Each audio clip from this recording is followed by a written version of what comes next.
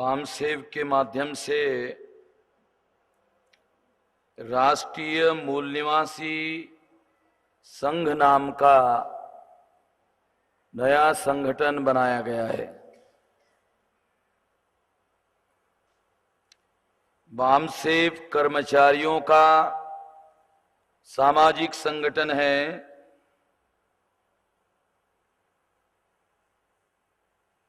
राष्ट्रीय मूल निवासी संघ जो कर्मचारी नहीं है उन लोगों के लिए बनाया गया नया संगठन है।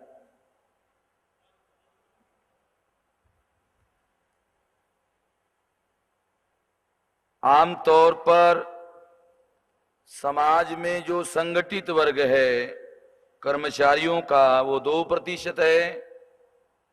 बाकी बचे हुए जो 98% लोग हैं जो कर्मचारी नहीं है उन लोगों को, जो बहुत बड़े पैमाने पर विशाल संख्या में है, उन लोगों को जागृत करने के लिए, जागृत करने के बाद संगठित करने के लिए और संगठित करने के बाद संघर्ष करने के लिए राष्ट्रीय मूल निवासी संघ बनाया गया संगठन है। संघर्ष के आधार पर राष्ट्रीय स्तर पर हम लोग राष्ट्रव्यापी आंदोलन निर्माण करना चाहते हैं। उसके लिए कालबद्ध कार्यक्रम बनाया गया है और वो कालबद्ध कार्यक्रम 2009 दिसंबर तक 26 राज्यों में 550 जिलों में 5000 तहसीलों में संगठन बनाने का कार्यक्रम 2009 तक पूरा करने का कार्यक्रम बनाया गया है। साथियों, ये जो राष्ट्रव्यापी आंदोलन हम लोग निर्माण करना चाहते हैं,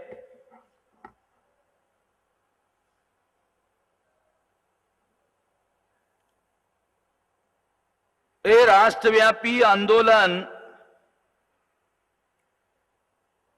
किसी एक जाति बिरादरी का संगठन नहीं है, ना ही हम लोग किसी एक जाति बिरादरी का आंदोलन खड़ा करना चाहते हैं।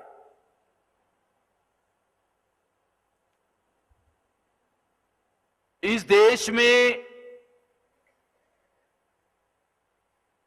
जो ब्राह्मणवादी लोग हैं उन लोगों ने हम लोगों को 6000 जाति के टुकड़ों में बांटा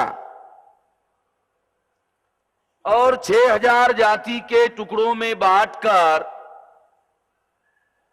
एक टुकड़े को दूसरों टुकड़ों के साथ में लड़ाया, भिड़ाया।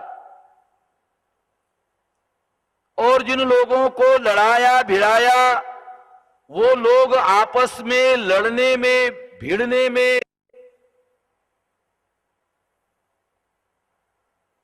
बड़ी खुशी महसूस करते हैं।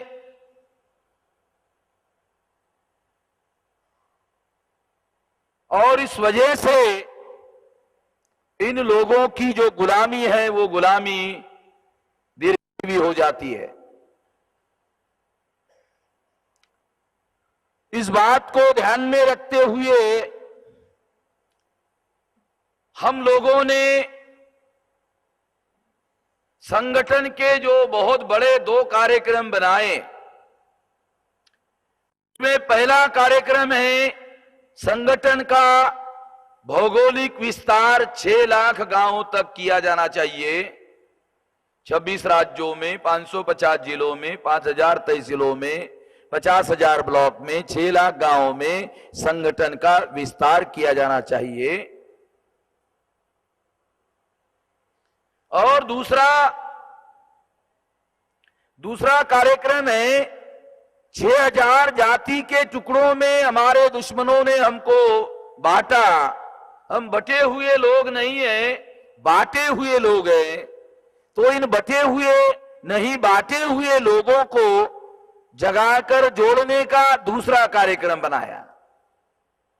एक भौगोलिक नेटवर्किंग का, एक सोशल नेटवर्किंग का कार्यक्रम बनाया, ताकि आंदोलन राष्ट्रव्यापी होने के साथ साथ उस आंदोलन में 6000 जाति के लोगों का सहभाग होना चाहिए और इस दृष्टि से ये आंदोलन व्यापक होना चाहिए। ब्राह्मणों ने वर्ण व्यवस्था, जाति व्यवस्था, अस्पृश्यता, आदिवासियों का सेग्रीगेशन और महिलाओं की खास किस्म की गुलामी जो भारत में पैदा की, इन सारी बातों के आधार पर मूल निवासी बहुजनों की गुलामी निर्माण की गई है। इसके विरोध में हम लोगों को जागना होगा और जागकर संगठित होना होगा। इस दृष्टि को ध्यान में रखते हुए ये भौगोलिक नेटवर्किंग और सोशल नेटवर्किंग का कार्यक्रम बामसेव के द्वारा, राष्ट्रीय मूल निवासी संघ के द्वारा बनाया गया है। और ये कार्यक्रम केवल मात्र कहने के लिए नहीं बनाया, बल्कि वास्तविक रूप से उस कार्यक्रम को अंजाम तक पहुंचाने के लिए बनाया। इसलिए सारे देश भर में, केवल महाराष्ट्र में नहीं, सारे देश भर में कोई बामसेव राष्ट्रीय मूल निवासी संगठन संघ ये कोई महाराष्ट्र का संगठन नहीं है। इसलिए सारे देश भर में शेड्यूल कास्ट के लोगों को जगाकर जोड़ने का कार्यक्रम बनाया। मोस्ट बैकवर्ड शेड्यूल कास्ट के लोगों को, शेड्यूल कास्ट के लोगों को जगाने का कार्यक्रम बनाया। दूसरा कार्यक्रम मोस्ट बैकवर्ड शेड्यूल कास्ट के लोगों को जगाने का कार्यक्रम बनाया। मोस्ट बैकवर्ड में शेड्यूल कास्ट के दो किस्म के लोग हैं। एक, जिन लोगों को आजाद भारत में भी अपनी तरक्की करने के लिए अवसर उपलब्ध नहीं हो पाया और इस वजह से पिछड़े हैं। दूसरा, शेड्यूल कास्ट के हैं मगर संख्या, उनकी संख्या किसी तहसील में है या किसी जिले में है और दूसरे किसी जिले में या दूसरे किसी तहसील में नहीं है। इतनी छोटी है, माइक्रो लेवल पर इतनी संख्या कम है। लोकतंत्र में संख्या कम होने की वजह से जिन लोगों की संख्या ज्यादा है वो लोग भी संख्या में जो अल्प लोग हैं उनके तरफ ख्याल देने के लिए तैयार नहीं है। ये भी एक बहुत बड़ी गहरी और गंभीर समस्या है। हमारे ही लोग हैं, हमारे अपने ही भाई है। हम लोगों को यह समाजशास्त्र समझना होगा।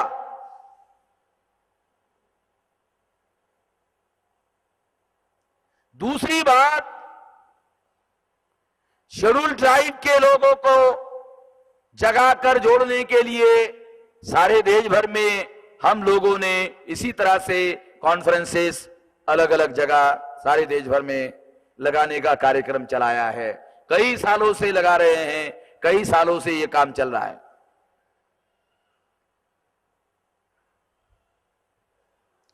आदिवासियों में भी कुछ आदिवासी एडवांस से आगे बढ़े हुए हैं।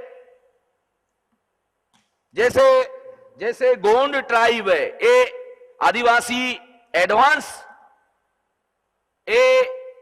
है, आगे बढ़े हुए हैं। और कुछ आदिवासी ऐसे हैं जो आज भी जंगलों में लंगोटी लगाकर रहते हैं। अगर आप छत्तीसगढ़ के बस्तर एरिया में जाओ तो आपको ऐसे आदिवासी आज भी दिखाई देंगे जिन्होंने रेलगाड़ी अभी तक देखी भी नहीं है। बस्तर के कुछ लोगों को सांस्कृतिक कार्यक्रम के लिए जब नागपुर में लाने का भारत सरकार ने प्रयास किया तो उनको पहले रेलवे स्टेशन लाया गया। जब रेलवे स्टेशन पर गाड़ी आ रही थी तो बहुत जोर से रेल के इंजन ने आवाज लगाया तो आदिवासी कम से कम 2-3 किलोमीटर तक भाग गए। ये क्या है? देखा ही नहीं था।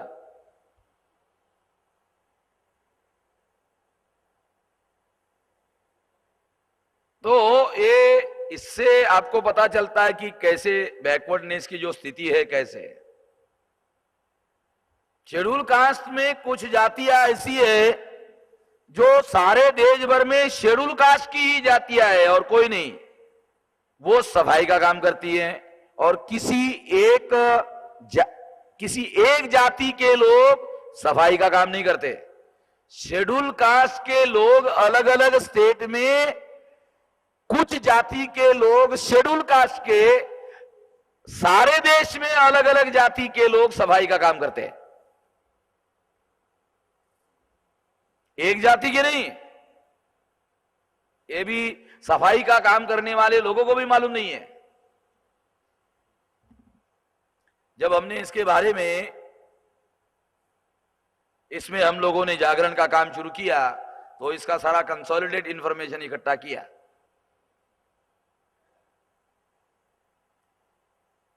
तो आदिवासियों में भी मोस्ट बैकवर्ड आदिवासी भी है, उसको जगाने का, उसको जोड़ने का भी कार्यक्रम हमने चलाया हुआ है। उसके बाद महाराष्ट्र में जिसको एनटी, डीएनटी, विजेएनटी,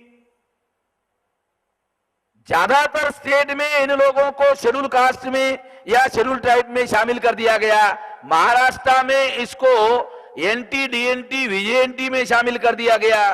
इसलिए ऐसा किया गया क्योंकि अगर उनको शेड्यूल कास्ट और शेड्यूल ट्राइब में शामिल किया गया होता तो पॉलिटिकल रिजर्वेशन की सीटें बढ़ जाती। लगभग 10-11% जो है, अगर ये लोग इसमें शामिल हो गए होते तो 10-11% सीटें जो है ये पॉलिटिकल रिजर्वेशन की महाराष्ट्र में बढ़ जाती। तो उन लोगों ने सोचा इसका जरा स्पेशल कैटेगरी बनाओ। वो पॉलिटिकल रिजर्वेशन का हम लोगों को कोई फायदा नहीं हुआ, उससे तो दलाल, हमारे समाज में दलाल, बड़वे, गद्दार, कुत्ते, चमचे, स्टूज, पिट्ठू, दला, इतने सारे शब्द बाबा साहब आम्बेडकर ने, बाबा साहब आम्बेडकर के शब्द है, मेरे नहीं। एक शब्द उन्होंने टूल का इस्तेमाल किया कि ये ब्राह्मणवादियों के टूल है, हथियार है। टूल मीन्स हथियार है।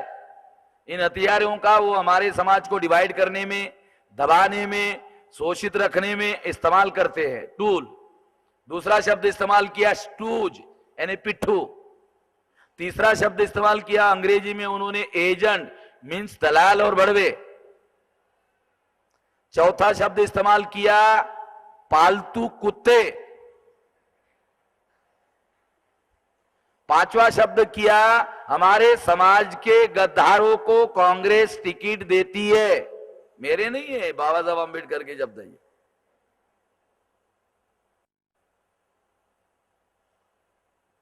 और महाराष्ट्र में कांग्रेस के लोग किस तरह से हमारे नेता लोगों को पालते हैं, क्या आप लोगों को मेरे से बताने की जरूरत है?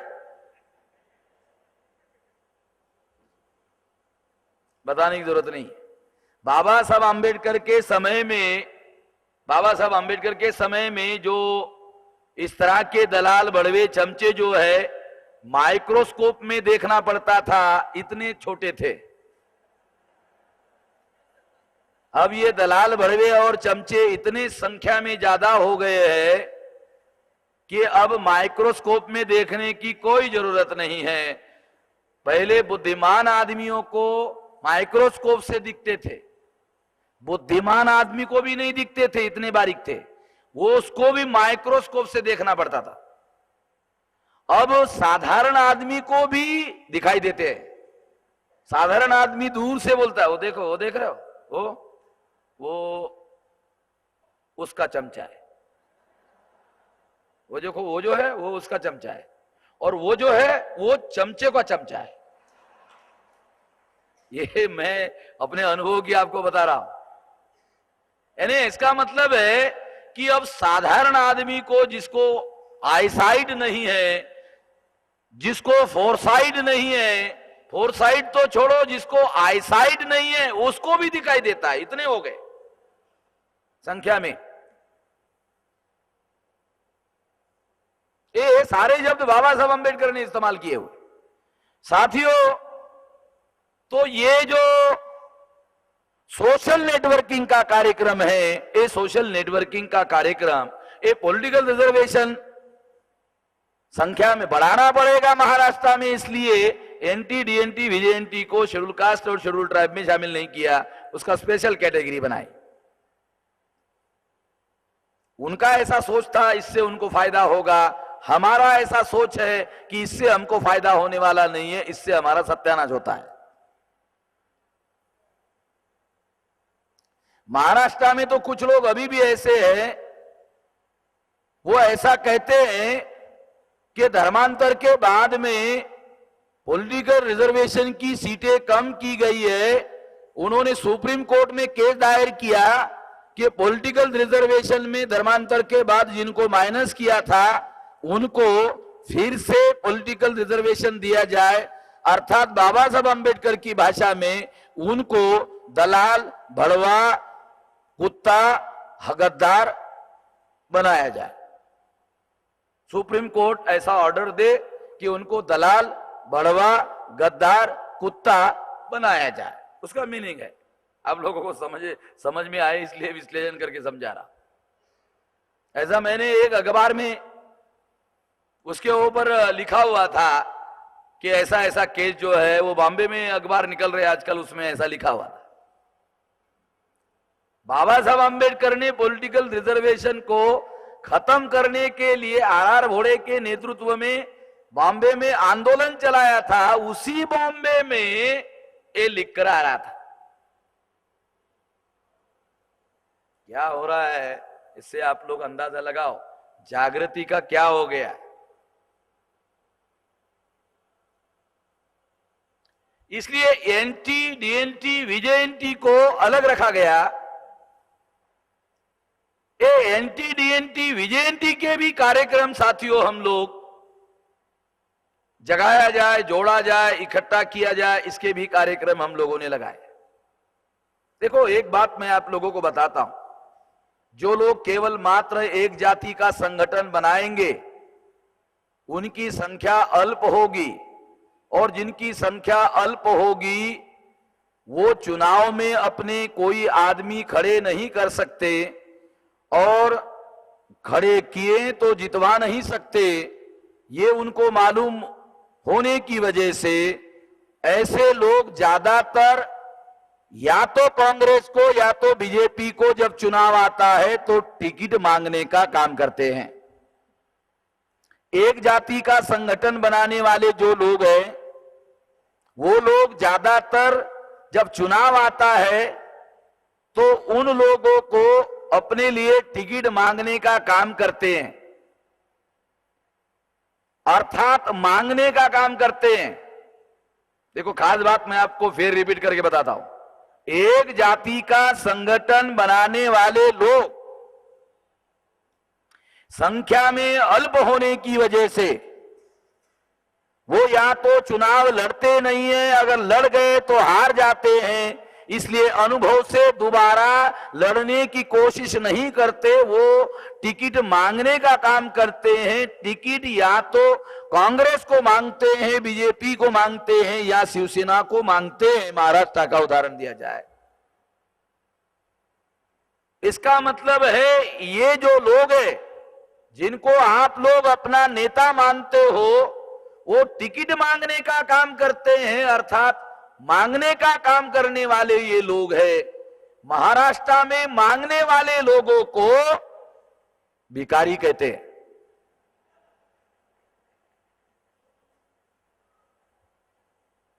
महाराष्ट्र में नहीं, सारे देश भर में मांगने वाले लोगों को भिखारी कहते हैं। आप भिखारियों को नेता कहते हो।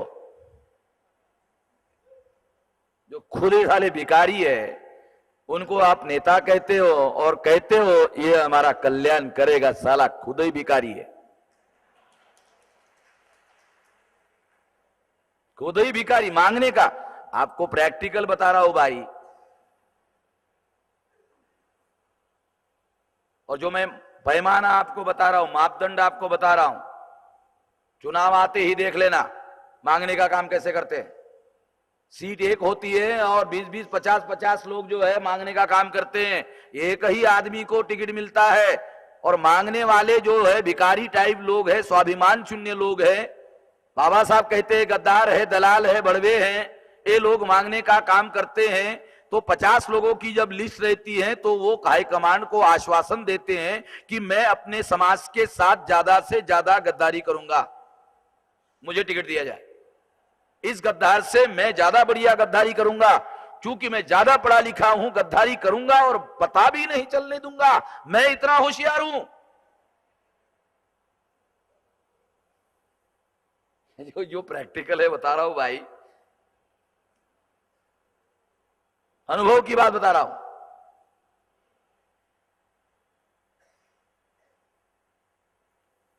अगले साल शायद महाराष्ट्र में विधानसभा का चुनाव है, 2007 चल रहा है, 2008 में विधानसभा का चुनाव है, 2009 में लोकसभा का चुनाव है। जो कह रहा हूं देखना,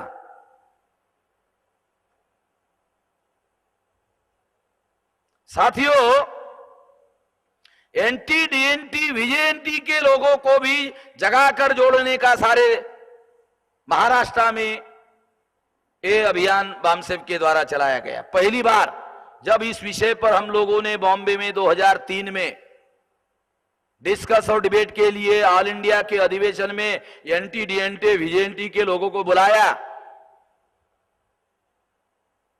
बॉम्बे के अधिवेशन में एनटी डीएनटी वीजेएनटी के कार्यकर्ता हमारे पास में हैं, उन लोगों को मालूम है। पंढरपुर से, सोलापुर से और उधर महाराष्ट्र से, बॉम्बे से, कई जगह से बुलाया। और जब वो वहां आए, बामसेव के प्लेटफॉर्म पर आए, तो मुझे पता चला दिसंबर में अधिवेशन हुआ और जनवरी में एकदम मुख्यमंत्री के कैबिन में उनकी मीटिंग हुई। बामसेव के प्लेटफॉर्म पर जब कोई आदमी आ जाता है तो उसकी पूछ बढ़ जाती है। पूछ समझते हो? जो हनुमान को पूछ थी, उसकी पूछ बढ़ जाती है। यानी लोग जो सत्ता के दरबार में लोग हैं, वो लोग ऐसे लोगों को पूछना शुरू कर देते हैं।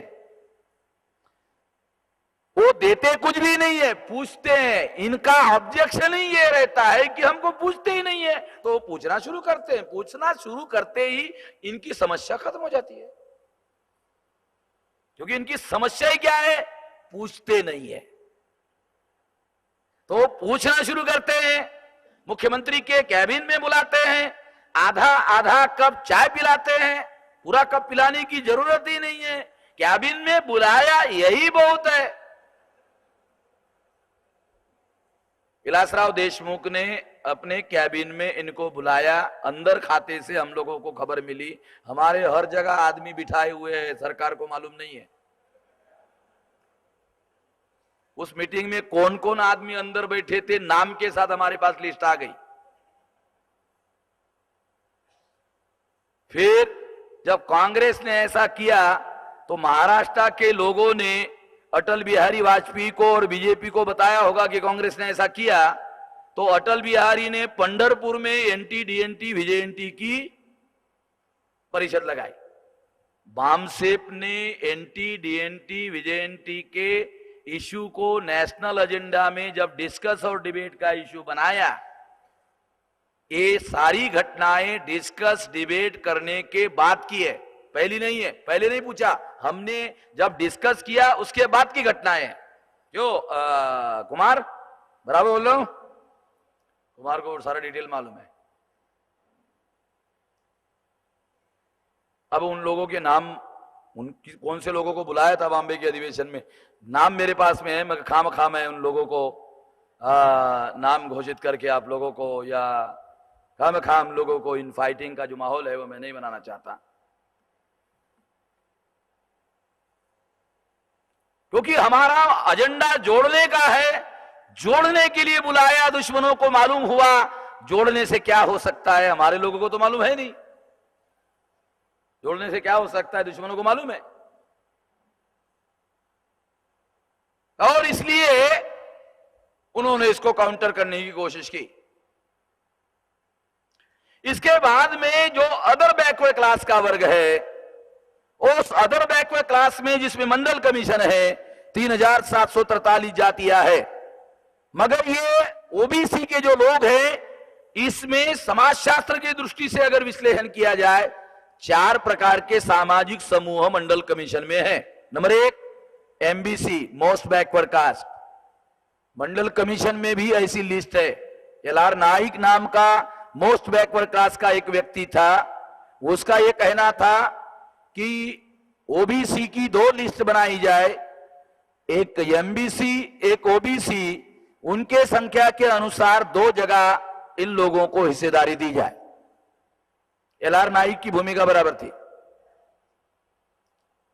हम लोग भी इसी भूमिका के हैं कि शेड्यूल कास्ट में भी कैटेगराइजेशन किया जाए, शेड्यूल ट्राइब में भी कैटेगराइजेशन किया जाए, ओबीसी में भी कैटेगराइजेशन किया जाए और संख्या के अनुपात में सबको उनका ड्यू राइट दिया जाए। हम इसी ओपिनियन के हैं और ये होना चाहिए। कांग्रेस सरकार ऐसा प्रोपोगंडा हमारे लोगों के बीच में करती है और आपस में लड़ाती है, लड़ाने के लिए वो ऐसा करती है। इसलिए हमने स्टैंड लिया कि सरकार को ये कहा जाए कि ये लागू किया जाए। सरकार लागू करने वाली नहीं है, क्योंकि लागू करने से झगड़े समाप्त होते हैं। झगड़े समाप्त होने नहीं देना है। झगड़े समाप्त होने से तो इनका मामला समाप्त हो जाएगा भाई। ये झगड़े चालू रखना है।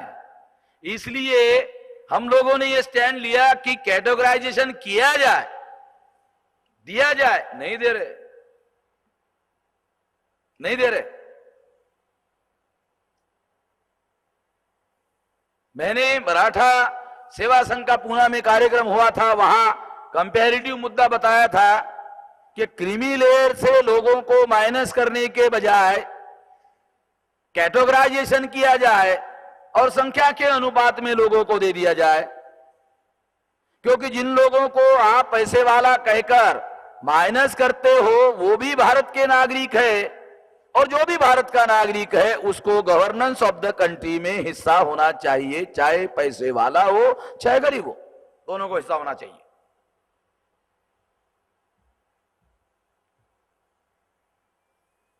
आप उसको ये नहीं कह सकते कि तुम्हारे पास पैसा ज्यादा है इसलिए गवर्नेंस ऑफ द कंट्री में तुम्हारा हिस्सा नहीं है, तुम कलेक्टर नहीं हो सकते, तुम आईएएस नहीं हो सकते, तुम मंत्री नहीं हो सकते,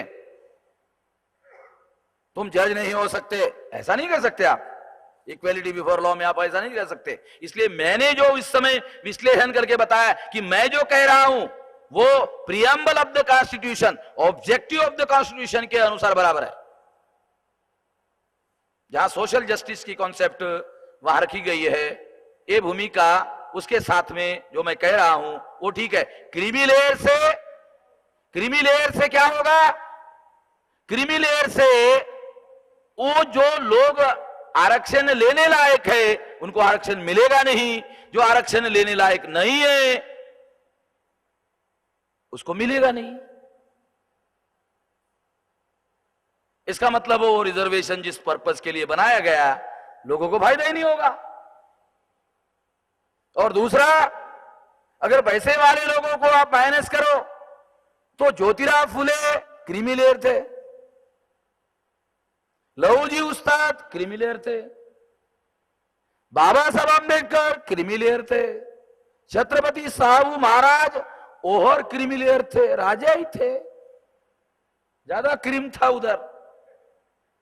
जो क्रीमी लेयर थे वो अधिकार वंचित लोगों की लड़ाई लड़ रहे थे। इसका मतलब है क्रीमी लेयर लोगों से ही नेतृत्व निर्माण होता है और नेतृत्व को छांटकर वो सुप्रीम कोर्ट बाहर कर रहा है, इसका मतलब हमारे समाज को नेतृत्व विहीन करना चाहता है, भेड़ बकरियों के झुंड में तब्दील करना चाहता है, ताकि इनका इस्तेमाल अपने राजनीति के लिए किया जा सके। इसलिए मैंने कहा था कि ये जो भूमिका है, ये संविधान के preamble of the constitution, objective of the constitution से सुसंगत नहीं है। इसलिए कैटेगराइजेशन किया जाए और कैटेगराइजेशन के आधार पर सभी लोगों को संख्या के अनुपात में राइट दिया जाए। क्योंकि सुप्रीम कोर्ट एक साथ दो बातें कहती है। एक, वो कहती है लायक लोग होनी चाहिए, मेरिटोरियस होनी चाहिए, और दूसरी तरफ वो कहते हैं कि क्रीमी लेयर वाले भी नहीं होने चाहिए। अच्छा, मेरिट क्रीमी लेयर में पैदा होता है और जो एजुकेशन नहीं लेता है वो अधिकार वंचित है। जो पैसे वाला नहीं है वो एजुकेशन नहीं ले सकता। इसलिए उनके अंदर क्रीमी लेयर, उनके अंदर क्रीमी लेयर नहीं है, इसलिए मेरिट नहीं है। जिनके अंदर क्रीमी लेयर है उनके अंदर मेरिट है, इसलिए आरक्षण तो समाज का क्रीमी लेयर ही लेने लायक है। और क्रीमी लेयर को माइनस कर दिया जाता है तो कॉन्स्पिरेसी है। जब क्रीमी लेयर का आदमी को रिजर्वेशन में रिप्रेजेंटेशन मिलता है तो वो अंदर रहकर हमारी लड़ाई लड़ता है। वो दुश्मन ऐसा नहीं चाहता। तो इस तरह से ओबीसी के अंदर 3743 जातियों में 4 सामाजिक समूह हैं। एक एमबीसी, देखो मंडल कमीशन में एनटी, डीएनटी, विजेएनटी के लोग भी शामिल है। दूसरे कैटेगरी एमबीसी के लोग भी शामिल है। तीसरा ओबीसी के लोग भी शामिल है। चौथा जैन, सिख, बुद्धिस्ट, मुसलमान, ये जो धर्म परिवर्तित लोग हैं बहुत सारे, ये लोग भी मंडल कमीशन में शामिल है। 4 सामाजिक समूहों के लोग मंडल कमीशन में शामिल है 3743 जातियों में। 4 प्रकार का सामाजिक समूह है मंडल कमीशन के अंदर। ये कोई होमोजीनियस सोशल ग्रुप नहीं है। तो इसलिए हम लोगों ने एमबीसी के भी सम्मेलन सारे देश भर में लगाए, ओबीसी के भी सम्मेलन हमने लगाए, जो धर्म परिवर्तित मूल निवासी है उन लोगों के भी सम्मेलन हमने लगाए, समाज का जो 50% हिस्सा महिला है उन लोगों के भी सम्मेलन हमने लगाए। ये सारा का सारा सोशल नेटवर्किंग के साथ जुड़ा हुआ मामला है और इसलिए ये सोशल नेटवर्किंग के अंतर्गत सारे देश भर में हम इनको जगाकर जोड़ने के लिए एक कार्यक्रम लगाए हुए। क्योंकि इस देश में जाति के आधार पर तोड़ने का और तोड़े गए लोगों को एक के साथ दूसरे से भिड़ाने का कार्यक्रम तो चल रहा है, मगर जगाकर जोड़ने का कोई कार्यक्रम नहीं चल रहा है। तोड़कर भिड़ाने का, झगड़ा लगाने का और झगड़ने का कार्यक्रम तो चल रहा है, मगर दूसरी तरफ इनको जगाकर जोड़ने का, जोड़कर इकट्ठा करने का और सभी लोगों का एक आंदोलन बनाने का ऐसा तो कोई कार्यक्रम चल नहीं रहा है, कोई भी नहीं चला रहा है। बाबा साहब आंबेडकर के बाद जिन लोगों की जिम्मेवारी बाबा साहब आंबेडकर ने लगाई थी उन्होंने भी नहीं किया। बाबा साहब आंबेडकर के बाद दादा साहब गायकवाड़ को जिम्मेवारी मिली। बाबा साहब आंबेडकर 1956 में उन्होंने जो कुछ बातें कही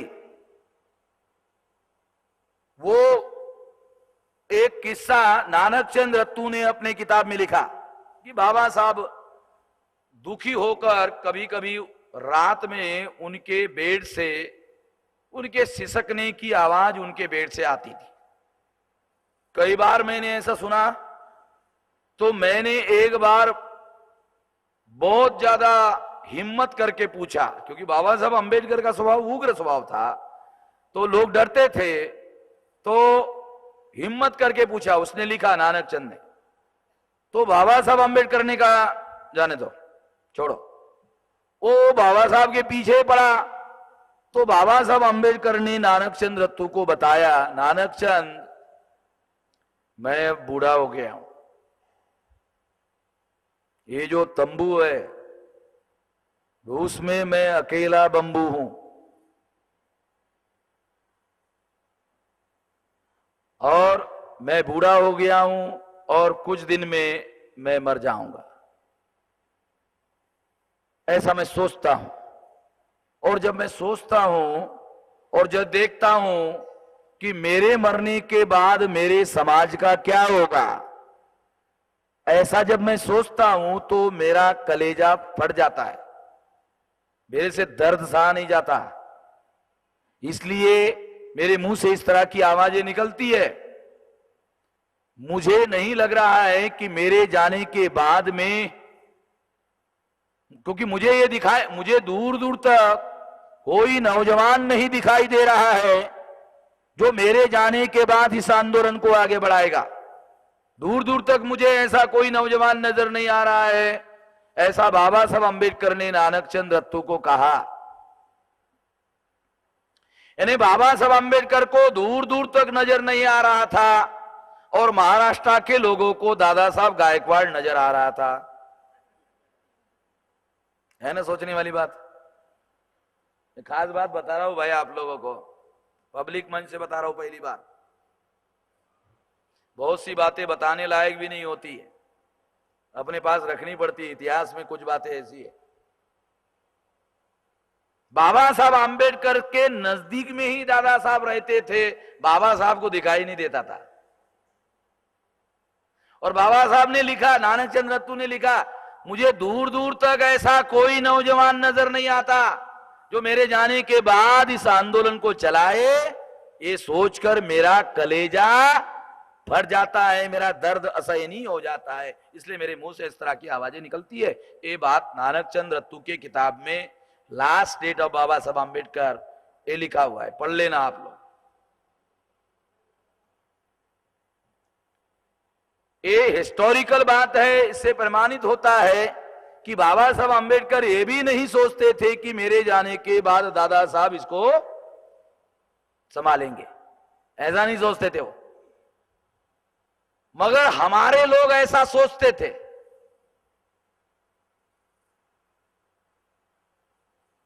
बाबा साहब ऐसा नहीं सोचते थे, हमारे समाज के लोग ऐसा सोचते थे, दादा साहब है संभालेंगे।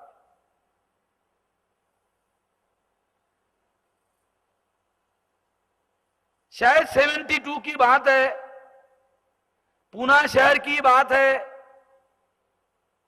दादा साहब ने कांग्रेस के साथ समझौता किया, बराबर है, पूना की बात है, वो अहिल्याश्रम में। हाँ, कार्यकर्ता विरोध कर रहे थे, कार्यकारिणी के लोग भी विरोध कर रहे थे, कोई मान नहीं रहा था दादा साहब की बात। यशवंतराव चौहान ने दादा साहब को कहा, दादा साहब आप मेंबर पार्लियामेंट चुनकर आए थे महाराष्ट्र एकीकरण समिति से, अभी आप हार गए हो। इतना बड़ा नेता लोकसभा में ना हो, संसद में ना हो, दादा साहब मुझे अच्छा नहीं लग रहा है। यशवंतराव चौहान ने जाल फेंका और यशवंतराव चौहान ने कहा कि आपके पार्टी के पास इसने एमएलए भी नहीं है कि आपको राज्यसभा में भेज सके। हाँ, कांग्रेस के पास इतने एमएलए हैं कि आपको राज्यसभा में भेज सकते। अगर आरपीआई का कांग्रेस के साथ समझौता हो तो दादा साहब आपको राज्यसभा में भेजा जा सकता है। आप लोगों को कहानी मालूम नहीं है क्या हुआ। दादा साहब ने जब आरपीआई का कांग्रेस के साथ समझौते का प्लान बनाया, कोई मानने के लिए राजी नहीं था। दोपहर तक जब कोई राजी नहीं हुआ, दोपहर में दादा साहब ने प्रेस कॉन्फ्रेंस बुलाया। फैसला होने के पहले प्रेस कॉन्फ्रेंस में घोषित कर दिया कांग्रेस के साथ हमारा समझौता हो गया। फिर दोबारा मीटिंग की और कहा अब मेरे इज्जत का प्रश्न मैंने बोल दिया है, हो गया।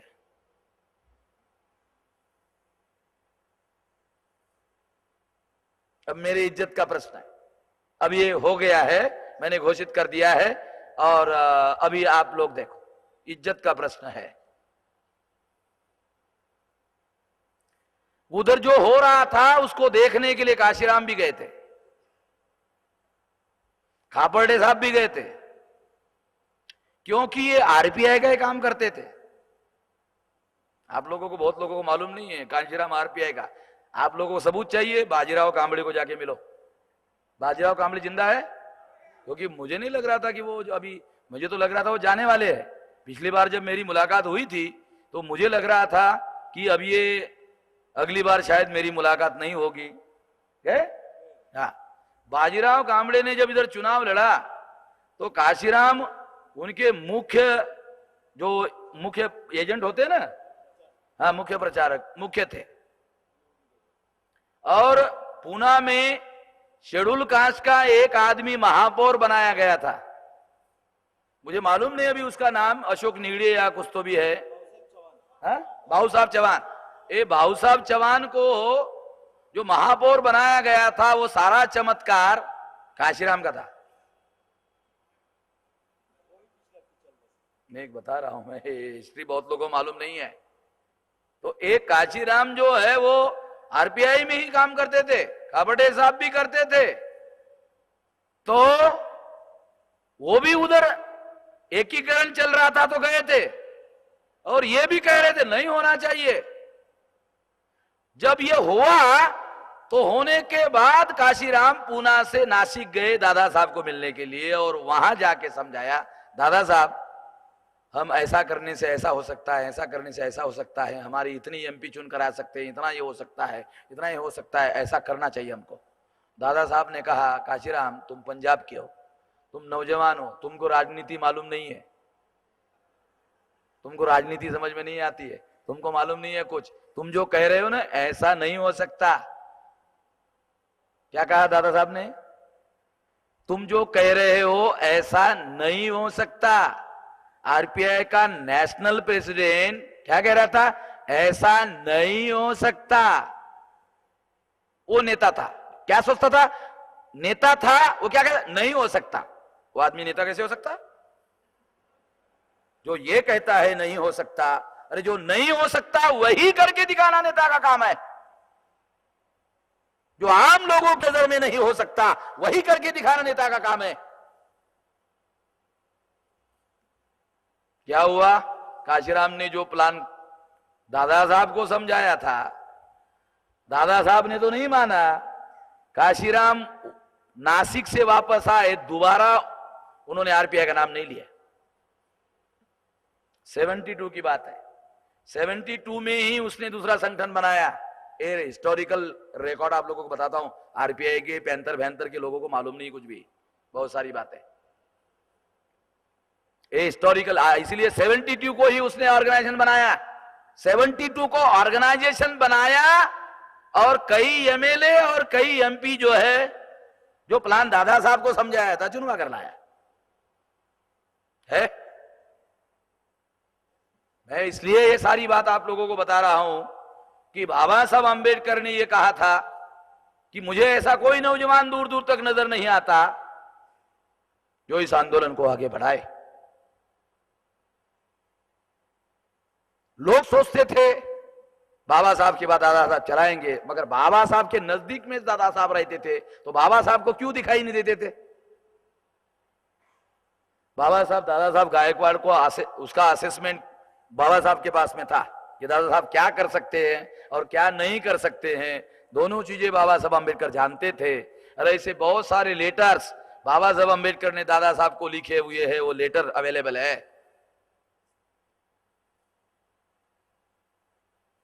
साथियों, मैंने ये किस्सा इसलिए आपको बताया क्योंकि बहुत सारी बातें हैं जो जानकारी हमारे लोगों के पास में नहीं है। तो पूना में, ये पूना की घटना है, पूना में ही हमारा यह अधिवेशन हो रहा है। नहीं हो सकता ऐसा विचार हमारे नेताओं के, लोगों के नहीं, नेताओं के मन में क्यों आता है? क्यों आता है? क्योंकि जब वो जाति का संगठन बनाते हैं तो संख्या अल्प हो जाती है, और जब संख्या अल्प हो जाती है तो वो सोचता है नहीं हो सकता। बराबर है, नहीं हो सकता। इसलिए ये जो सोशल नेटवर्किंग की बात मैं आप लोगों को बता रहा हूं, जो लोग केवल मात्र एक जाति का संगठन बनाते हैं, अल्टीमेटली उन लोगों को मांगने के अलावा कोई काम नहीं होगा। मांगने वाले लोग स्वाभिमानी नहीं हो सकते, मांगने वाले लोग कोई स्वावलंबी आंदोलन निर्माण नहीं कर सकते, मांगने वाले लोग कोई आत्मनिर्भर आंदोलन नहीं निर्माण कर सकते। मांगने वाले लोगों को यह समझ में ही नहीं आता है कि अल्पसंख्यक लोग डेमोक्रेसी में अपने प्रतिनिधियों को चुनकर नहीं ला सकते। We must create our majority and the no alternative in democracy. We must create our majority and no alternative in democracy.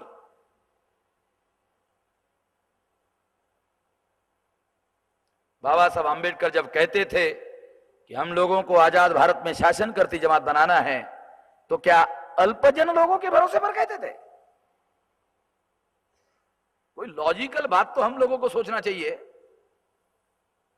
ये जो सोशल नेटवर्किंग का कार्यक्रम है, ये 6000 जातियों को जगा कर जोड़ने का कार्यक्रम है। हमारे दुश्मनों ने हमारे लोगों को गुलाम बनाने के लिए जातियां बनाई, जातियां बनाकर हमारे लोगों को टुकड़े टुकड़े बनाए। टुकड़े टुकड़े बनाने की वजह से हमारे लोगों के अंदर हीन भावना पैदा हुई। हर जाति का आदमी सोचता है हम कुछ नहीं कर सकते, हर जाति का आदमी सोचता है हम कुछ नहीं कर सकते हैं। सही है, हर जाति का आदमी आइसोलेशन में अगर सोचे तो निश्चित रूप से वो सोचता है कि हम कुछ नहीं कर सकते। मगर वही जाति के लोग, 6000 जाति के लोग अगर इकट्ठा आ जाए, 6000 जाति के लोग इकट्ठा आ जाए और 6000 जाति के लोग अगर इकट्ठा आ जाए और हर जाति के थोड़े थोड़े लोग इकट्ठा आ जाए। देखो, दो बातें बता रहा हूं आप लोगों को। हर जाति का आदमी अपना संगठन बनाएगा और समाज को जागृत करने का काम करेगा। 6000 जाति के लोग 6000 संगठन बनाएंगे, 6000 संगठन बनाकर अपने अपनी जाति को जगाने का कार्यक्रम करेंगे। एक्शन करने का समय आएगा तो एक्शन भी 6000 एक्शन करेंगे।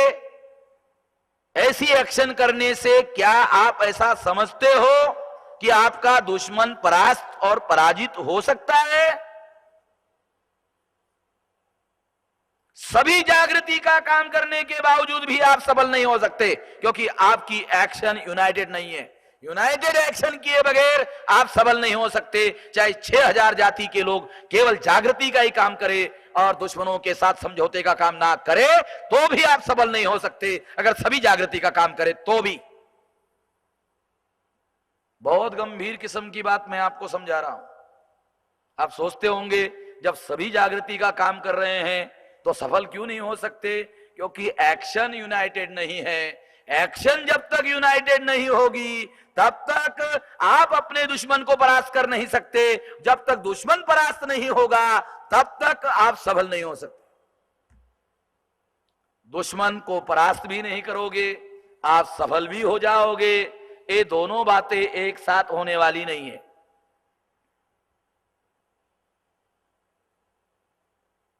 इसलिए ये जो 6000 जाति के लोगों को जगाकर जोड़ने का कार्यक्रम,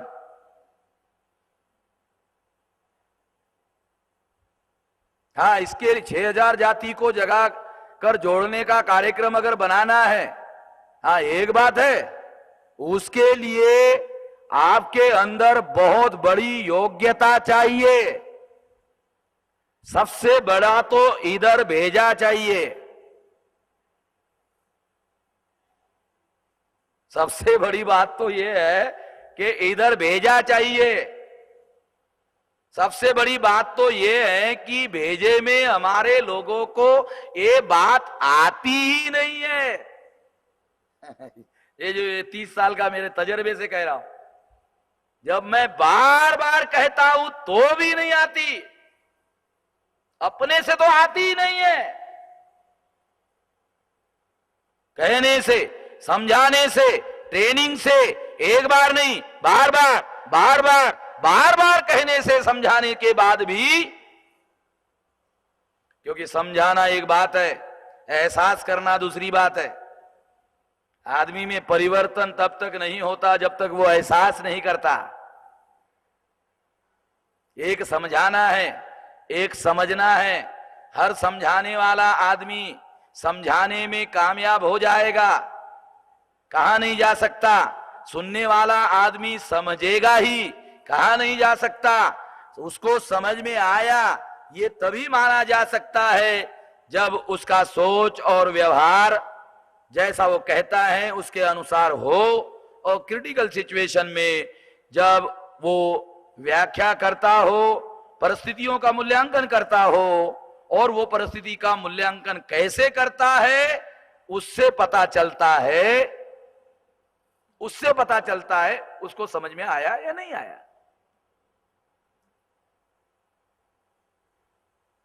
इसलिए ये 6000 जाति के लोगों को जगाकर जोड़ने का कार्यक्रम अभी हम लोगों ने इसका विचार, इसका मकसद बनाया, इसका विचार बनाया, मकसद के बाद विचार बनाया, इसका विचार विकसित किया। बहुत कुछ काम हमने कर दिया है, बहुत बड़ा काम हमने कर दिया है। इसका मकसद बनाया, हमारे महापुरुषों के आंदोलन से ही हमने लिटरेचर निकालकर सबूत के आधार पर पेश करके उसको एक निश्चित आइडियोलॉजी में, निश्चित विचारधारा में एक मकसद बनाया, फिर उसकी विचारधारा बनाई। विचारधारा बनाकर ही ये काम होने वाला नहीं है, उसका कार्यक्रम बनाया। कार्यक्रम बनाने से भी काम पूरा नहीं होता, इसको अंजाम तक पहुंचाने के लिए एक नेतृत्व का वर्ग सारे देश भर में निर्माण किया, निर्माण करने का प्रयास चल रहा है। इसके बाद जिस तरीके का काम हम कर रहे हैं उसके लिए एक खास किस्म का संगठन चाहिए। वो संगठन कैडर बेस होना चाहिए, क्राउड बेस नहीं होना चाहिए। जिस तरीके का काम हम कर रहे हैं उसके लिए क्राउड बेस ऑर्गेनाइजेशन सफल नहीं हो सकता, उसके लिए कैडर बेस ऑर्गेनाइजेशन चाहिए। जो ट्रेडिशनल अम्बेडकराइट लोग हैं उनको कैडर बेस ऑर्गेनाइजेशन क्या होता है मालूम ही नहीं है। कैडर बेस मालूम ही नहीं है।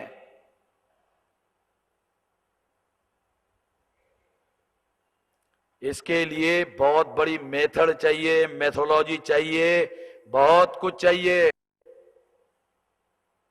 अगर कोई आदमी यूनिवर्सिटी का पीएचडी है तो ये जो हमने डेवलप किया इसको समझने के लिए पीएचडी होने के बाद भी इधर समझना होगा, सीखना होगा, जानना होगा, उसके बाद ही समझ में आता है।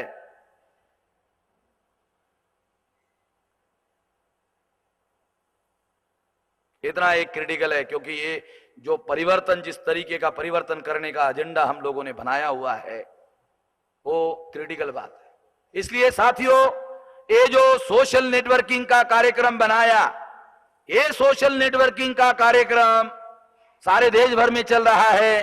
उसी सोशल नेटवर्किंग के कार्यक्रम में जो 6000 जाति के लोगों को जगाकर जोड़ने का, इकट्ठा करने का अभियान चलाया गया, उसी सोशल नेटवर्किंग के कार्यक्रम के अंतर्गत आज अन्नाभाऊ साठे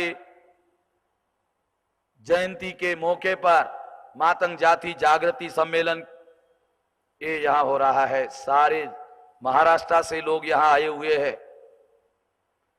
सारे प्रदेश से लोग यहां आए हुए हैं, और ये सम्मेलन पिछले 6 साल से लगातार चल रहा है।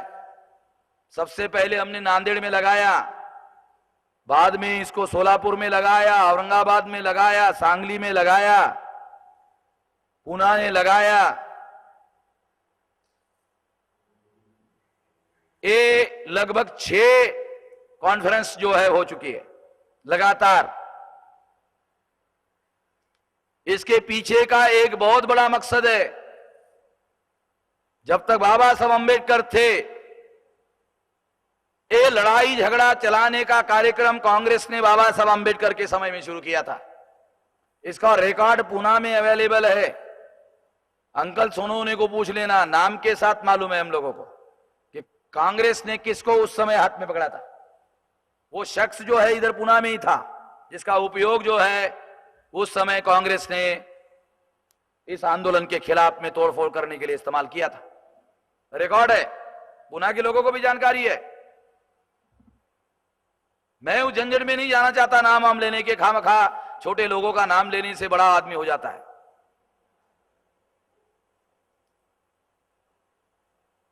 मगर आप लोगों को मैं इशारा बताना चाहता हूं ताकि आप लोगों को पता चले। तो ये जो लड़ाई झगड़ा चलाने का जो इतिहास महाराष्ट्र में बाबा साहब अंबेडकर के समय में था, मगर बाबा साहब अंबेडकर इन सारी परिस्थितियों को समझकर, इनको जानकर, वो इन सारी बातों का जवाब उनके पास में था और वो इस बात को संभालते थे। और महार और मातंग जाति के लोग मिलजुल कर बाबा साहब अंबेडकर के आंदोलन में मिलजुल कर काम करते थे। बाबा साहब अंबेडकर के जाने के बाद इस बात को जिस गंभीरता से ध्यान में रखा जाना चाहिए था, उस बात को ध्यान में नहीं रखा गया।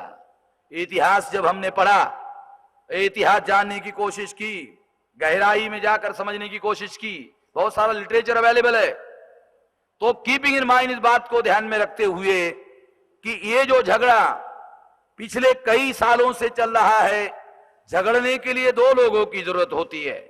अगर एक आदमी झगड़ा करना चाहता है और दूसरा आदमी झगड़ा ना करना चाहे तो झगड़ा नहीं हो सकता। ध्यान रखना, झगड़ा करने के लिए दो आदमी की जरूरत होती है।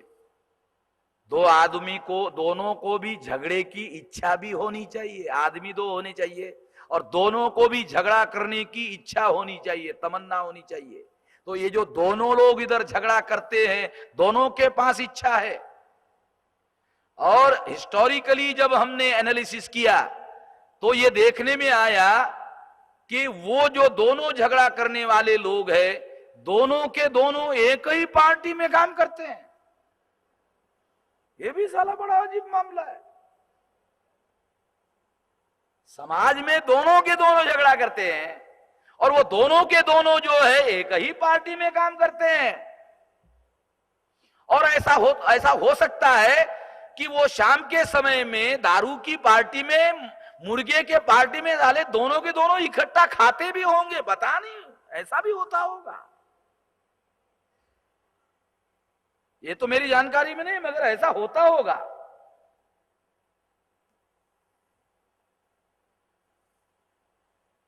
तो इसका मतलब है योजनाबद्ध तरीके से ये झगड़ा एक खास मकसद को पूरा करने के लिए लगाया गया झगड़ा है। इतनी गहरी समझ होने के आधार पर ही कोई कार्यक्रम बनाया जा सकता है। कीपिंग इन माइंड, इस बात को ध्यान में रखते हुए ही इस झगड़े को खत्म करने के लिए महार और मातंग जाति के लोगों के बीच में भाईचारा पैदा हो और भाईचारा पैदा होकर इनको जगाया जाए, जोड़ा जाए। दोनों झगड़े करने वाले लोग, दोनों झगड़े की तमन्ना रखने वाले लोगों को जगाया जाए, जोड़ा जाए और एक ताकत निर्माण करके दोनों को अपने गुलामी के विरोध में संगठित होने के लिए प्रेरित किया जाए। ये योजना बनाकर ये सम्मेलन सारे महाराष्ट्र में लगातार हो रहे हैं। और मैं ये मानता हूं कि ऐसे सम्मेलनों ने महाराष्ट्र की फिजा में, महाराष्ट्र के वातावरण में काफी कुछ बदलाव, काफी कुछ परिवर्तन किया है। लोग अभी बहुत सारे ऐसे नौजवान महार जाति में और मातंग जाति में पैदा हुए, जिन लोगों को ऐसा लगता है कि झगड़ा लगाने वाले जो नेता लोग हैं उनका शरीर बढ़ता है, उनका पेट बढ़ता है, उनकी चर्बी बढ़ती है। जिस अनुपात में चर्बी बढ़ती है नेताओं की झगड़ा लगाने वाले, उसी अनुपात में हमारे समाज का खून जलता है। समाज का खून कम होता है, नेता का खून और चर्बी ज्यादा बढ़ जाती है, क्योंकि एक को लाखों का हिस्सा मिल जाता है, एक को करोड़ों का हिस्सा एक को मिल जाता है। तो साली चर्बी नहीं बढ़ेगी तो क्या बढ़ेगी? ये भी देखने में आया। तो इस वजह से अभी ये नौजवान ऐसे बहुत सारे लोग तैयार हुए जिनको ये समझ में आता है कि इस तरीके से हमारे समाज का कोई कल्याण होने वाला नहीं है। हाँ, इस झगड़े फसाद से हमारे बीच में जो नेता लोग पैदा हुए हैं उन लोगों का जरूर भला हो सकता है, उन लोगों का जरूर कल्याण हो सकता है और उनकी कोठियां बन सकती है। उनके पास मारुति 800, मारुति 1000 या आजकल विदेशी कार आ रही है वो भी हो सकती है, क्वालिस हो सकती है, स्कॉर्पियो हो सकती है। ऐसी गाड़ियां उनके पास हो सकती है, एक से ज्यादा हो सकती है। और ऐसा चित्र आप लोगों को अपनी आंखों से देखने को मिलता है। जो ज्यादातर झगड़ा लगाने वाले जो लोग हैं उनके घरों में ये गाड़ियां, उनकी कोठियां, बड़े बड़े बंगले आप लोग अपनी आंखों से देखते हो। ऐसा नौजवानों को यह एहसास हुआ कि हमारा समाज का इस्तेमाल किया जाता है, इस्तेमाल हो रहा है और इससे कोई समाज का कल्याण होने वाला नहीं है। ये समझ जो लगातार हम लोगों ने ये सम्मेलन सारे प्रदेश में लगाए हैं उससे ये समझ लोगों के अंदर पैदा हुई है। साथियों, अन्नाभाऊ साठे ने जो साहित्य में अपने पात्रों के माध्यम से जो विचार अभिव्यक्त किया, क्योंकि अन्नाभाऊ साठे जो अपने साहित्य में खुद ही बोलते हैं, बोलने का तरीका वो अपने पात्रों के माध्यम से बोलते हैं, वो साहित्य में उनके पात्र उनकी तरफ से बोलते हैं, वो खुद ही बोलते हैं। तो ये बोलने वाले जो पात्र है ये स्वाभिमानी स्वावलंबी पात्र है। अगर आप पढ़ो तो आप लोगों को समझ में आएगा। जो पात्र स्वाभिमानी है, स्वावलंबी है, इसका मतलब है स्वाभिमानी और स्वावलंबी समाज वो निर्माण करना चाहते थे। ये काम परिवर्तन किए बगैर होने वाला नहीं है और इसलिए परिवर्तन का काम मिलजुल कर ही करना होगा।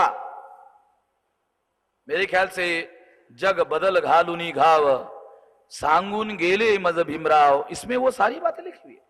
इकट्ठा होने का भी संदेश उसमें है, उस कविता में इकट्ठा होने का भी संदेश है, उस कविता में परिवर्तन का भी संदेश है, उस कविता में उस संदेश उसमें यह भी लिखा हुआ है कि श्रीमंत जो लोग हैं, अमीर जो लोग हैं, उन लोगों ने हमको लूटा।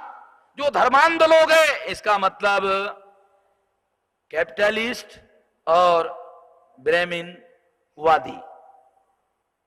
धर्मांध यानी ब्राह्मणवादी, श्रीमंत यानी कैपिटलिस्ट। ये दोनों जो लोग हैं ये दोनों हमारे समाज को लूट रहे, छड़ रहे हैं, ये भी लिखा हुआ है। और इन लोगों ने हमको गुलाम बनाया, ये भी लिखा हुआ है। इस गुलामी को खत्म करने के लिए हम सब लोगों को इकट्ठा होना चाहिए, ये भी लिखा हुआ है। जो हम कह रहे हैं ना, ये हम जो कह रहे, जो बामसेब के माध्यम से कई सालों से कह रहे, राष्ट्रीय मूल्यवासी संघ के माध्यम से कई सालों से कह रहे, वो सारी बातें इस कविता में लिखी हुई है।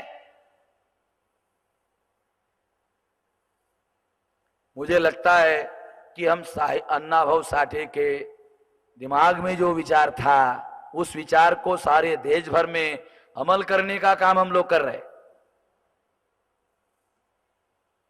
हम जय जयकार करने वाले लोग नहीं हैं। हम ऐसा मानते हैं कि महापुरुषों की विचारधारा पर अमल करेंगे तो महापुरुषों के आंदोलन का जय होगा। अगर महापुरुषों के आंदोलन का जय होगा तो ही हमारे महापुरुषों का जय होगा। जय जयकार करने के बजाय महापुरुषों के आंदोलन का जय होना चाहिए। नहीं तो मैंने ऐसे जय भीम बोलने वाले भी बहुत लोग देखे। जय भीम बोलो, किधर भी चलो, जय भीम बोलो, किधर भी चलो, कांग्रेस में चलो, शिवसेना में चलो, बीजेपी में चलो, जिधर मौका मिले उधर चलो, मगर जय भीम बोलो, किधर भी चलो, जय भीम बोलने। तुम जितना पाप करते हो ना, जय भीम बोलो, खत्म हो जाता। बामन जैसे 364 दिन में पाप करने के लिए कहते हैं और एक दिन में गंगा में डुबकी लगाने के लिए कहते हैं, उसी तरह से जय भीम बोलो, डुबकी छे, उधर डुबकी से पाप खत्म होता है, इधर जय भीम बोलने से पाप खत्म होता है। जय भीम बोलो, किधर भी चलो, जिधर मौका मिले उधर चलो।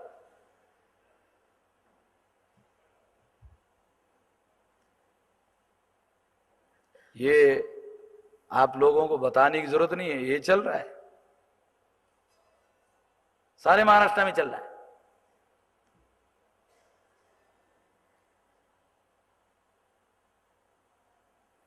बाबा साहब अंबेडकर को पूछा गया आपके आंदोलन का अचीवमेंट क्या है, क्या बताया मालूम है आप लोगों को? दादर में उन्होंने स्पीच किया, दादर का स्पीच रिकॉर्ड में है। क्या कहा? मेरे आंदोलन का सबसे बड़ा अचीवमेंट है मरे हुए लोगों में मैंने स्वाभिमान पैदा किया। ये रिकॉर्ड में, बर्वे साहब रिकॉर्ड में क्या कहा? स्वाभिमान पैदा किया। बाबा साहब अंबेडकर के जाने के बाद जो नेता लोग बाबा साहब अंबेडकर का आंदोलन चला रहे हैं, उन्होंने स्वाभिमान का क्या किया? बाबा साहब अंबेडकर ने बहुत जोर से कहा, मेरे आंदोलन का अचीवमेंट, पहला अचीवमेंट स्वाभिमान है। बाबा साहब अंबेडकर ने अपने 40 साल के आंदोलन के बाद कहा कि मेरे आंदोलन का अचीवमेंट स्वाभिमान है। बाबा साहब अंबेडकर के जाने के बाद जो नेता लोग हैं, उन्होंने उस स्वाभिमान का क्या किया? बहुत मौलिक और फंडामेंटल सवाल आप लोगों के सामने उठा रहा हूं। क्या किया? खत्म कर दिया भाई। अब थोड़ा बहुत बचा खुचा है तो उसको भी खत्म करने के काम में लगे हुए हैं।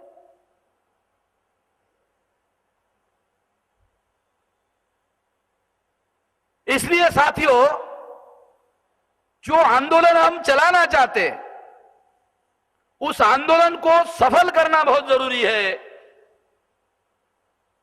देखो, आंदोलन सफल कैसे होता है और लोग आपके साथ कैसा जुड़ते हैं। बहुत सारे लोग मुझे कहते रहते हैं, मेश्राम जी साला हम लोग कार्यक्रम करते, लोग आते ही नहीं है, आपके कार्यक्रमों में मक्खी की तरह लोग आ जाते हैं, क्या बात है? तो मैंने कहा ज्यादा तो मैं आपको बताने वाला नहीं हूं, मगर गुड़ पैदा करो तो मक्खी आएगी ना भाई।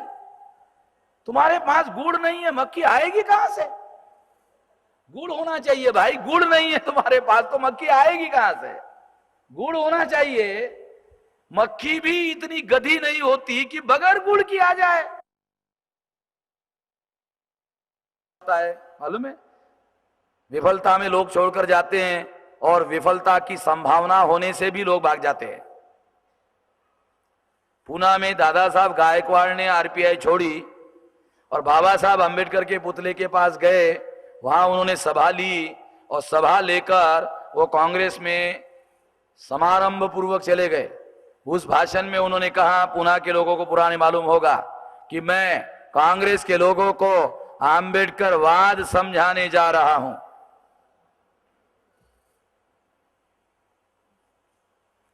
दादा साहब को मालूम ही नहीं था कांग्रेस के लोग कितने बदमाश लोग हैं। कांग्रेस के लोगों ने दादा साहब को गांधीवाद समझा दिया, मगर अंबेडकरवाद कांग्रेस के लोगों को समझ में नहीं आया। कांग्रेस के लोगों ने दादा साहब को गांधीवाद समझा दिया। दादा साहब जिंदगी भर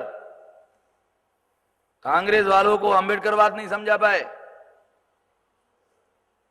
मगर दादा साहब जब कांग्रेस में गए, इधर बाबा साहब का पुतला है, राजा भाऊ को मालूम है, वहां पर कार्यक्रम लेकर समारंभ पूर्वक गए।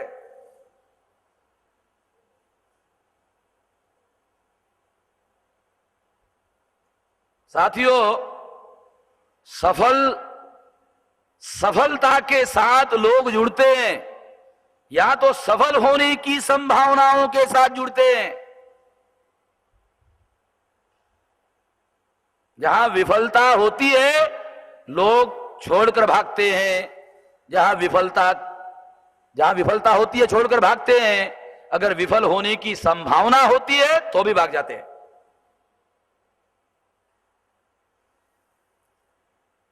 खास बात आप लोगों को बता रहा हूं, अगर आंदोलन चलाना है या तो सफल होकर दिखाओ, या तो सफलता की संभावना, अगर सफल नहीं हो सकते तो सफलता की संभावना पैदा करके दिखाओ, तो लोग आपके साथ आएंगे, आपके साथ रहेंगे।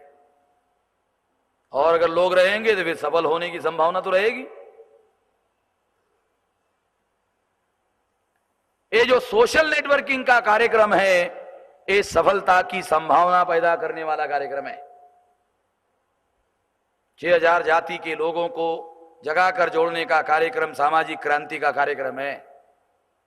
इस देश में जो मौलिक परिवर्तन आप करना चाहते हो, उस मौलिक परिवर्तन का कार्यक्रम है किसी के पास कोई कार्यक्रम है? बाबा साहब अंबेडकर का नाम लेने वाले, ज्योतिराव फुले का नाम लेने वाले, किसी भी परिवर्तन का कार्यक्रम का नाम लेने वाले जो लोग हैं, उनके पास कोई कार्यक्रम है? अगर कार्यक्रम नहीं है तो परिवर्तन होगा कैसे? केवल नाम से। आंदोलन में एक पर्सनैलिटी होती है, केवल पर्सनैलिटी से कोई आंदोलन सफल नहीं होता। बहुत बावर बात है, केवल नाम से सफलता नहीं मिलती, नाम से आदमी सफल नहीं हो सकता। बदंतानंद कौशल्या ने नाम का एक उदाहरण दिया है कि एक बार एक किसान को बड़ा कपासी पैदा हुई, उसने एक ड्राइवर लिया और कहा चलो बॉम्बे में कि मुझे जीप गाड़ी लेनी है, गाड़ी लेनी है। कौन सी गाड़ी लेनी है? गाड़ी लेनी है फोर्ड कंपनी की गाड़ी लेनी है। बॉम्बे में आया, फोर्ड कंपनी की गाड़ी लिया, ड्राइवर को कहा इसी में बिठाकर मुझे बॉम्बे दिखाओ। आधा बॉम्बे दिखाया, दिखाने के बाद में गाड़ी खड्डे में गई। किसान को निकाला, किसान ने कहा इसको दुरुस्त करो, इसके इंजन को दुरुस्त करो। ड्राइवर इंजन को दुरुस्त करने के लिए शुरू किया, देखा गाड़ी का इंजन ही नहीं है। ड्राइवर ने किसान को बताया कि किसान साहब वो गाड़ी में इंजन ही नहीं है। किसान ने ड्राइवर को पूछा, अबे आदि बॉम्बे मुंबई तूने इसी गाड़ी में घुमाकर मुझे दिखाया, अब बोलता है गाड़ी में इंजन ही नहीं है, तो गाड़ी चली कैसे? तो ड्राइवर ने बताया अभी तक वो फोर्ड के नाम पर चली। फोर्ड का नाम इतना बड़ा है कि अभी तक फोर्ड के नाम से चली जैसे बाबा साहब अंबेडकर का नाम लेकर चल रही है। लोग बाबा साहब अंबेडकर का नाम लेकर आंदोलन को चलाना चाहते हैं, इंजन बंद पड़ जाएगा। नाम से चलेगी, थोड़ी देर चलेगी, ऐसा नहीं कि नहीं चलेगी, मगर उस किसान के गाड़ी के इंजन की तरह आधे चलेगी और आधे के बाद में वो बंद पड़ जाएगी, आगे चलने वाली नहीं है, केवल नाम से। इसलिए बोल रहा हूं, किसी भी आंदोलन को चलाने के लिए आइडेंटिफाइड मकसद चाहिए, विचारधारा चाहिए, कार्यक्रम चाहिए, नेतृत्व चाहिए, संगठन चाहिए, कैडर बेस ऑर्गेनाइजेशन चाहिए, तो होगा। है किसी के पास? केवल हमारे पास है। दो बातें बोल रहा हूं, है किसी के पास? कौन है? नहीं। किसके पास है? केवल हमारे पास है।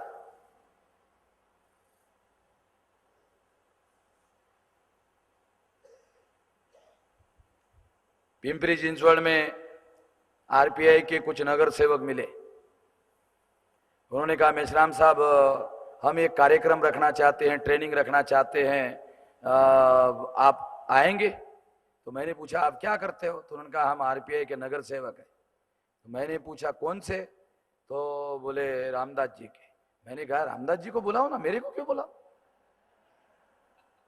मैं तो वामसेव का काम करता हूँ, रामदास जी को बुलाओ।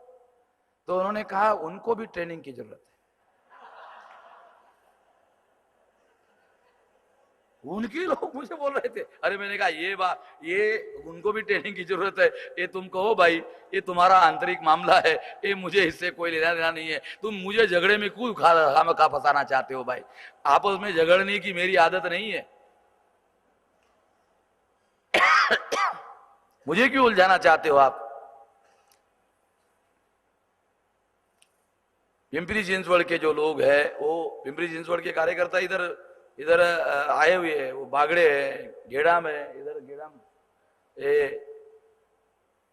इन लोगों को मालूम है। मुझे सब मालूम रहता है कौन से समय में घटना हुई, उस समय कौन लोग आगे पीछे थे, नाम के साथ बता रहा हूं। ये आदमी मेरे पीछे खड़ा है, ये भी मुझे मालूम है ये आदमी कौन है। ये आदमी उधर था उस घटना के समय में, ये जानता था। क्योंकि वो घटना छोटी नहीं थी, एक क्रिटिकल घटना थी, इसलिए वो मेमोरी में मेरे है। इसलिए साथियों, ये जो परिवर्तन का काम हम लोग कर रहे हैं, इस परिवर्तन का काम करने के लिए अन्नाभाऊ साठे का जो लिटरेचर है, साहित्य है, अन्नाभाऊ साठे की कथा है, कादंबरी है, उसमें ऐसे बहुत सारा लिटरेचर में पात्र है जो इस परिवर्तन के आंदोलन के लिए प्रेरणा का स्रोत है। और हमारे लोग उस साहित्य को पढ़कर इस परिवर्तन के आंदोलन की प्रेरणा ग्रहण कर सकते हैं, और ये प्रेरणा निश्चित रूप से ग्रहण करनी चाहिए। आज के इस मौके पर निश्चित रूप से मैं ये मानता हूं कि ये प्रेरणा अन्नाभाऊ साठे, इनके साहित्य से और इनके गीतों से ये प्रेरणा आप लोगों को मिलेगी। इस आशा और विश्वास के साथ आप लोगों ने मेरी बात ध्यान से सुनी, इसके लिए आभार, धन्यवाद।